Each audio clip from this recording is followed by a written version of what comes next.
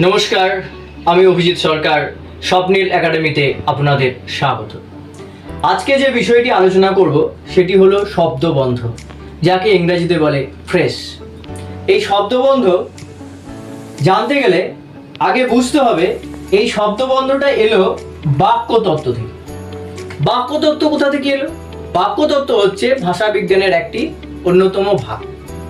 এই বাক্যতত্ত্বের পরিভাষা হচ্ছে শব্দবন্ধ।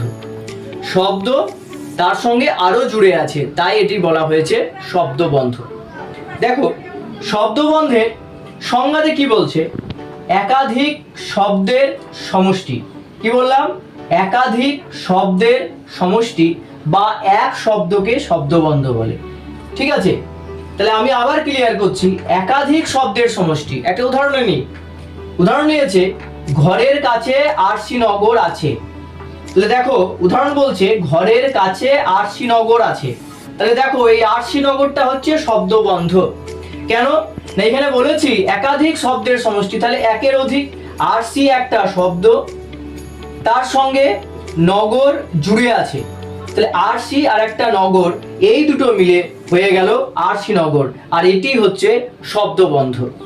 তাহলে তোমাদের এরকম অনেক উদাহরণ কিন্তু পড়তে হয় বা অনেক একাধিক উদাহরণ জানতে হয়।